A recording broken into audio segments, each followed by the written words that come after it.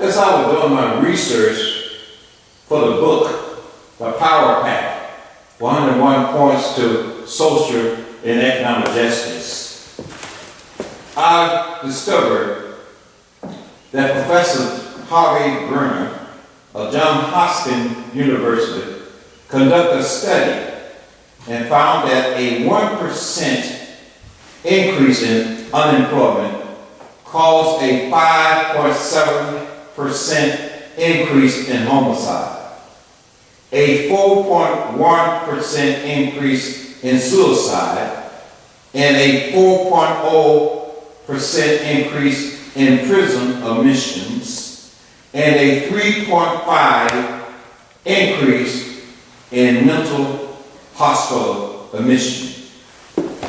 Let me repeat that so we can get the full understanding and the implication of this finding.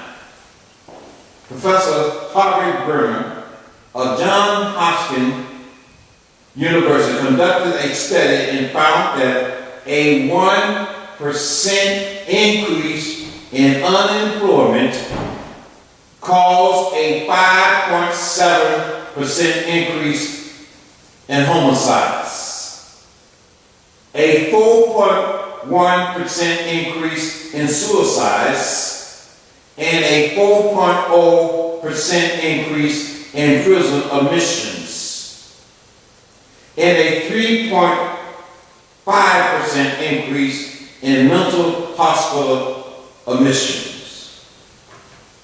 When we consider unemployment today, if on the average is 6% for white America, then it's normally double that for black Americans. But when you look at a certain segment of black American population, I say from the age of 18 to about 24 years old, we find that it may be up to 18% unemployment. We have to take a real serious look at the implication of those findings. If you take a real look at that finding, or that 1% increase of unemployment, and take a look at that group from the age of 18 years old to 24, 26 years old, we find a 12% increase in unemployment. If we apply that particular finding and look at it from that particular perspective, we can understand why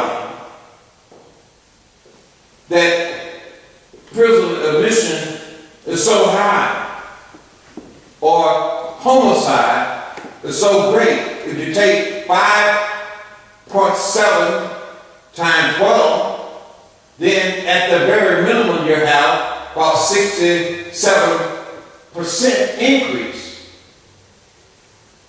in homicide. So when we're talking about addressing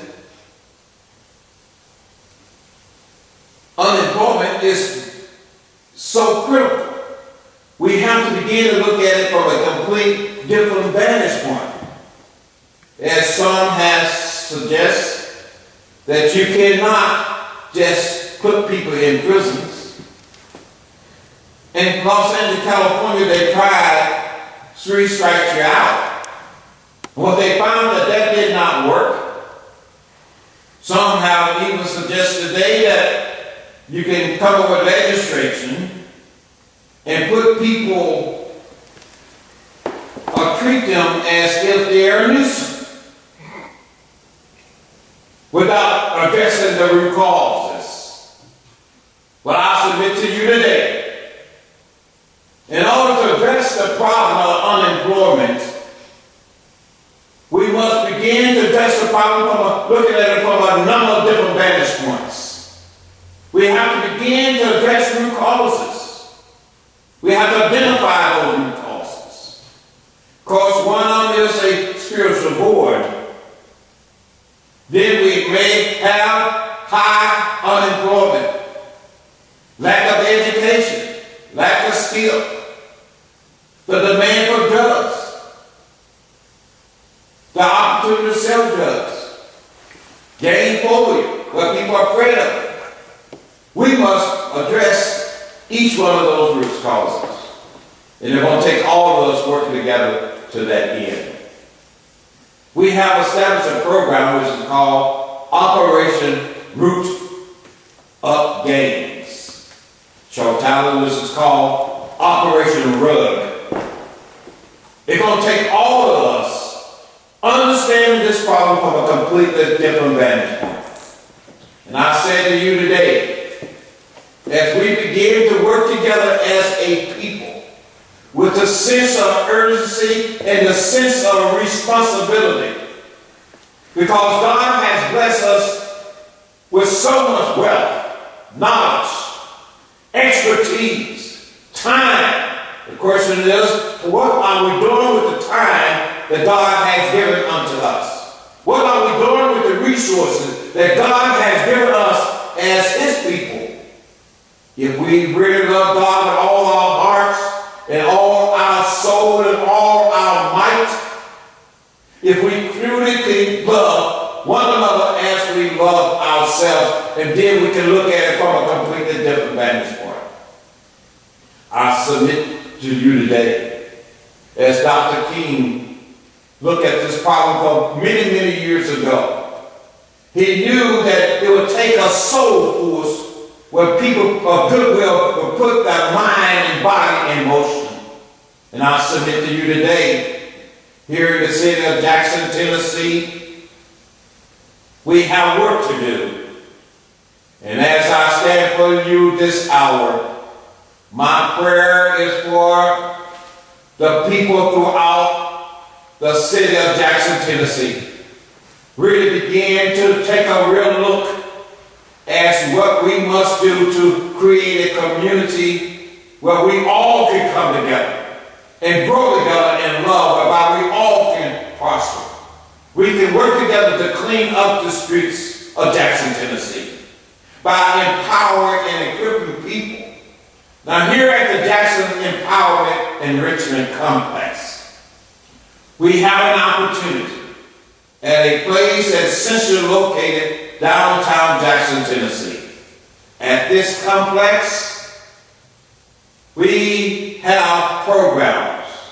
Those programs are programs that are much needed to help empower and enrich the lives of the youth, and also the people that are looking for jobs, people that are unemployed, people that want to move up to a higher level, people who want to use their talents to be able to help others. We can do this, and we must do this. God has given us this opportunity. Here at the complex at 438 East Main Street, Jackson, Tennessee, which is our headquarters of Jackson Empowerment and Enrichment Complex.